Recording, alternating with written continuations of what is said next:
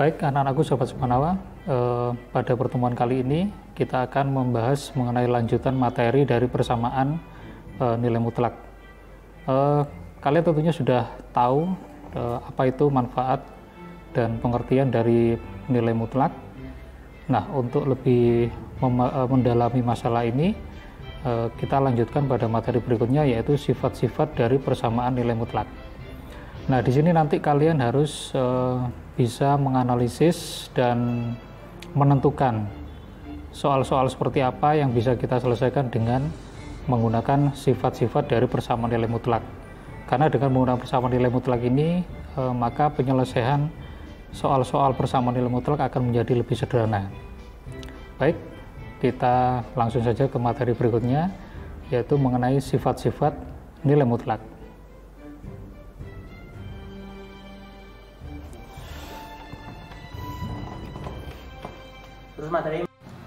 Baik, anak-anakku, kali ini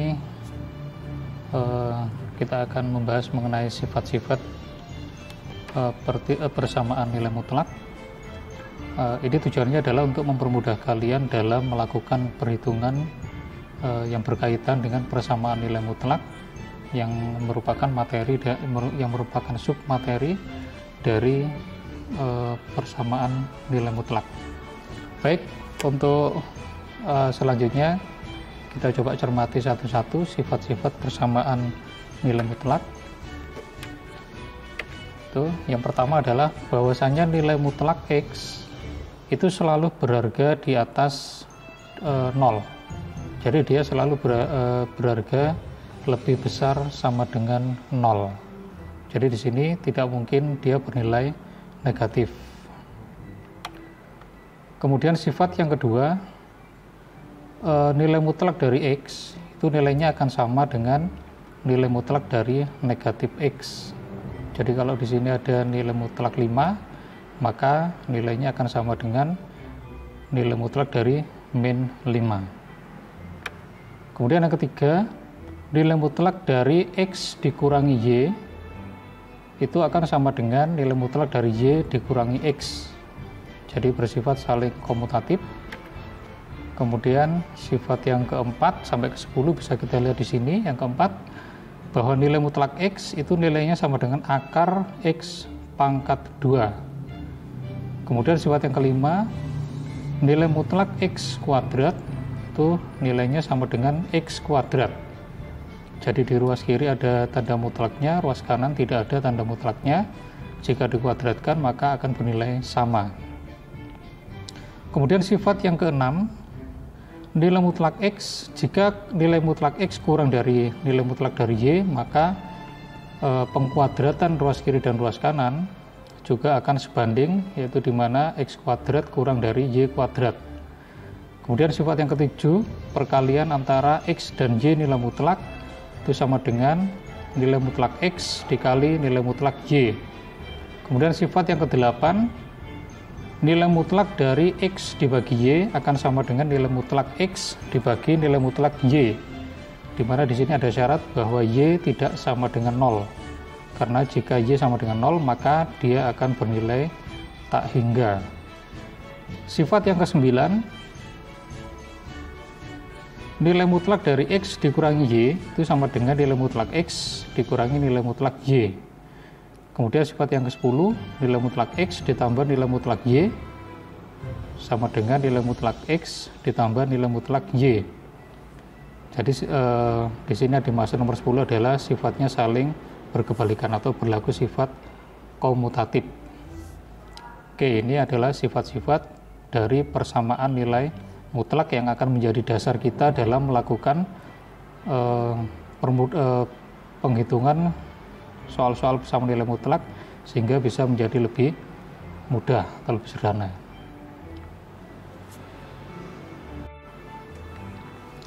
Baik, untuk lebih jelasnya mari kita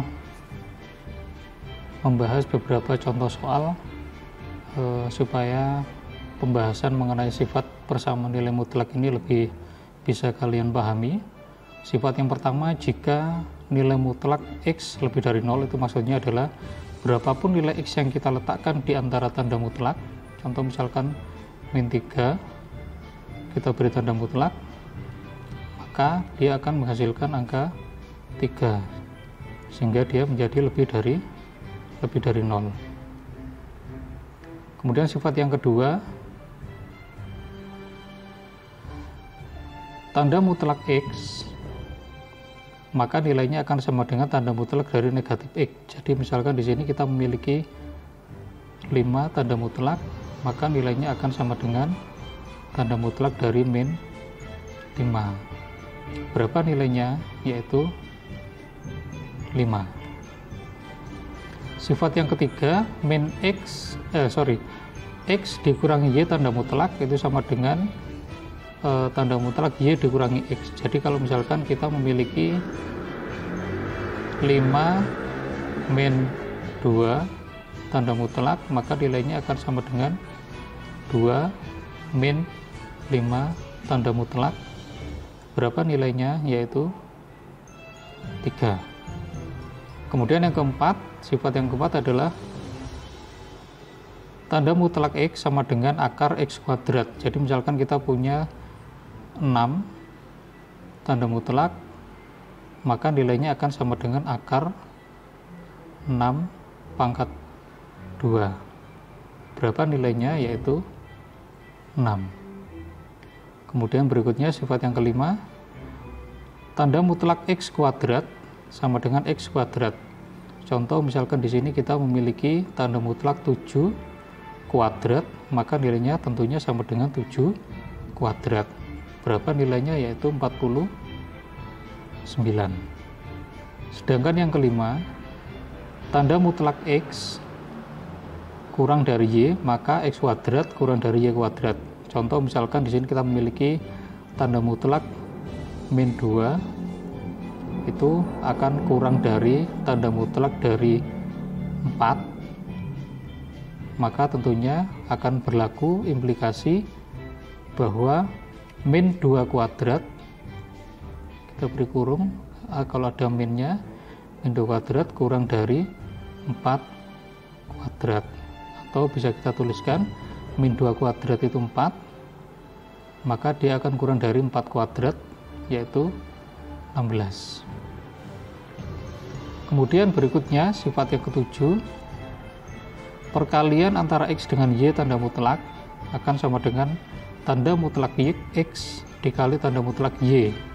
Contoh di sini kita memiliki min 2 kali 3, maka nilainya akan sama dengan min 2 tanda mutlak kali 3, yaitu nilainya adalah 6. Kemudian yang ke-8, tanda mutlak X dibagi Y sama dengan tanda mutlak X dibagi tanda mutlak Y. Contoh misalkan di sini kita punya 6 dibagi 2 tanda mutlak, nilainya akan sama dengan tanda mutlak 6 dibagi tanda mutlak 2, yaitu nilainya adalah 3. Kemudian yang nomor 9, X dikurangi Y tanda mutlak sama dengan tanda mutlak X dikurangi tanda mutlak Y. Contoh misalkan kita punya 10 dikurangi 12, maka dia akan sama dengan tanda mutlak dari 10 dikurangi tanda mutlak dari 12.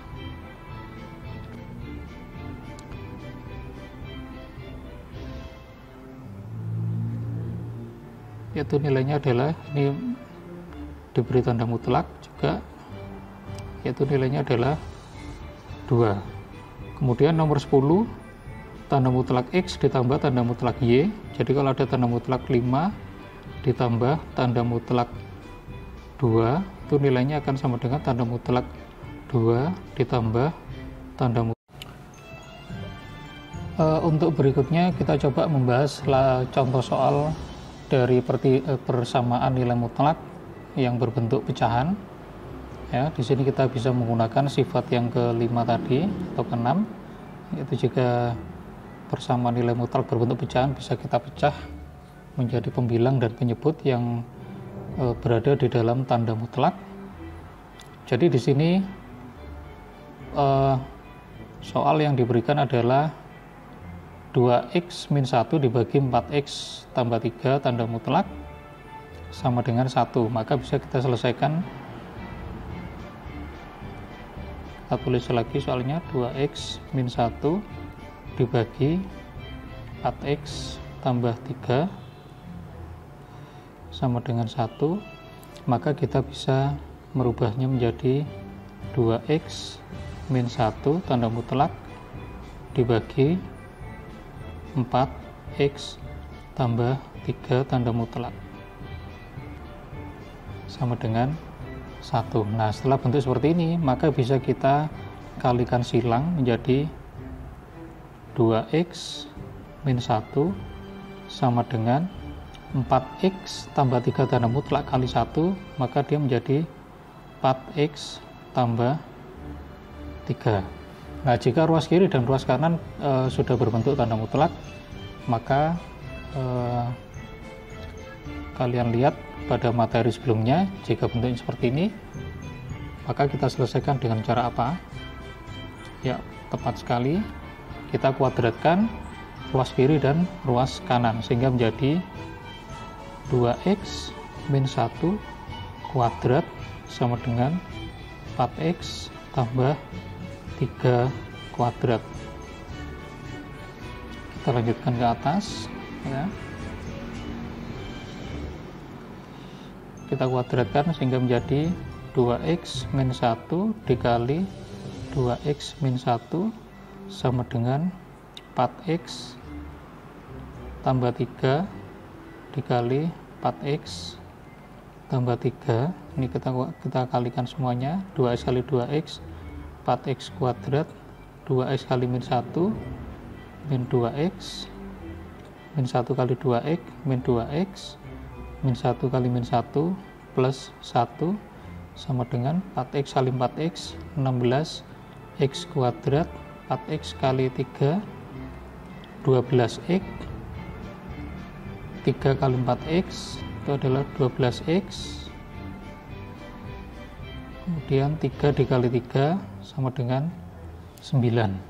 Kita jadikan menjadi satu ruas, atau kita sederhanakan dulu, 4x kuadrat min 4x tambah 1 sama dengan 16x kuadrat plus 24x tambah 9. Kita jadikan menjadi satu ruas sehingga menjadi 12x kuadrat plus 28x plus 8 sama dengan 0. Supaya menjadi lebih mudah, kita bagi dengan 4 ya, betul 4 ya, sehingga menjadi 3x kuadrat plus 7x plus 2 sama dengan 0, dan kita faktorkan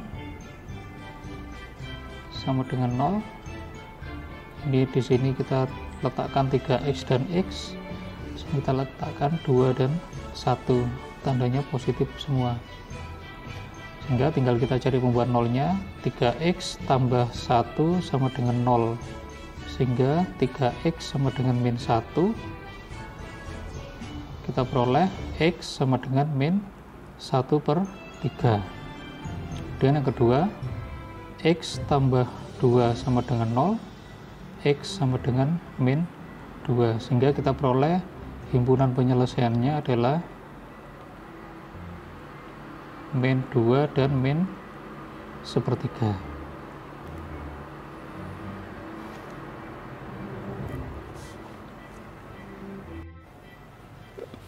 Oke, untuk contoh soal yang kedua ya, di sini ada perkalian antara x min 3 tanda mutlak dikali x min 5 tanda mutlak sama dengan 3. Nah, kita akan menyelesaikan dengan sifat-sifat persamaan nilai mutlak, dimana jika ada perkalian dengan tanda mutlak, maka bisa kita langsung jadikan satu dalam tanda mutlak, sehingga menjadi x min 3. Kita tulis ulang soalnya, x min 5 sama dengan 3, kita jadikan satu menjadi x min 3 kali x min 5 kurung tutup tanda mutlak sama dengan 3. Nah, di sini bisa kita kalikan langsung ya. X kali X itu adalah X kuadrat, X kali min 5 itu min 5X, min 3 kali X itu min 3X, min 3 kali min 5 itu adalah plus 15 sama dengan 3. Sehingga di sini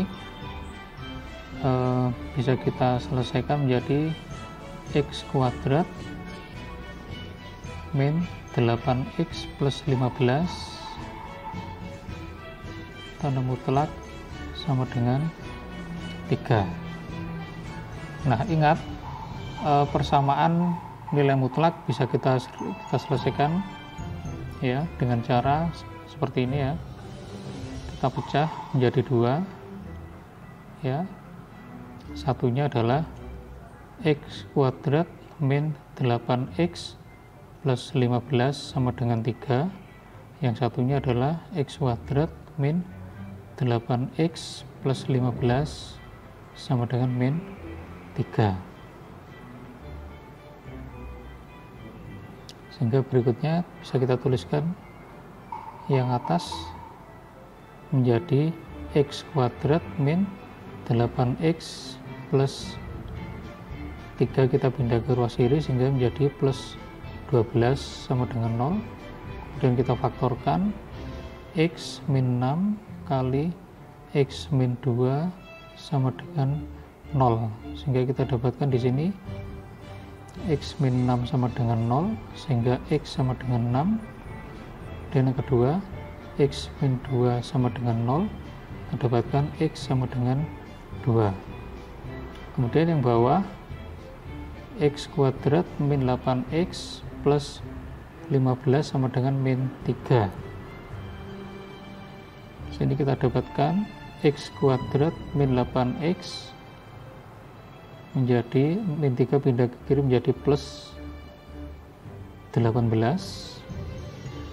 sama dengan 0. Nah, ini sepertinya tidak bisa kita faktorkan, sehingga kita minta bantuan rumus ABC, yaitu X12 sama dengan min B plus minus akar B kuadrat min 4AC dibagi min 2A. Kita masukkan di sini min B-nya, di sini A-nya 1, B-nya min 8, C-nya 18. Ya, jadi A-nya itu adalah 1, B itu min 8, C-nya 18.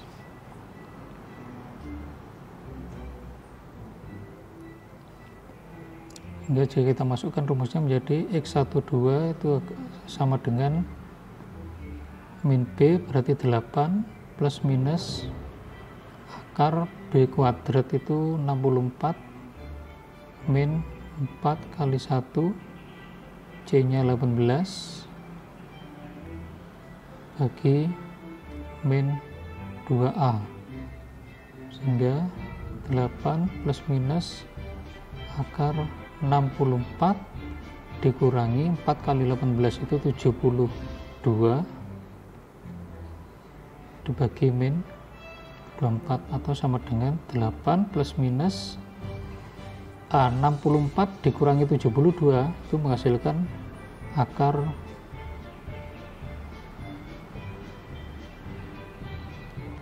min 8 per min 24. Nah, kita dapatkan di sini akar min 8 itu tidak bisa kita selesaikan karena dia merupakan bilangan imajiner, karena akar min itu tidak bisa, sehingga untuk yang kedua tidak memiliki himpunan penyelesaian atau tidak mungkin, sehingga himpunan penyelesaiannya adalah 2 dan 6 saja.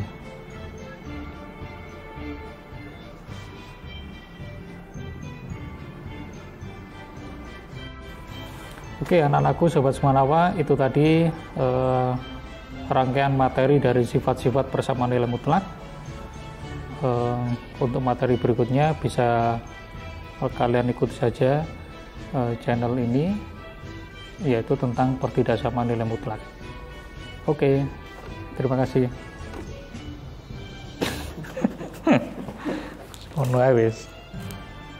Oh, sekarang yang dimensi 3, Pak.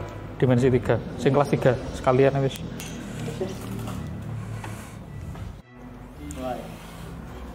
Baik, anak-anakku sobat Semanawa kelas 12, bertemu lagi dengan saya. Kali ini kita akan membahas mengenai materi dimensi 3, yaitu sub pokok bahasan jarak antara titik dengan titik, kemudian jarak antara titik dengan garis, dan jarak titik dengan bidang. Oke, sudah siap? Kita ikuti pembahasan materi berikutnya.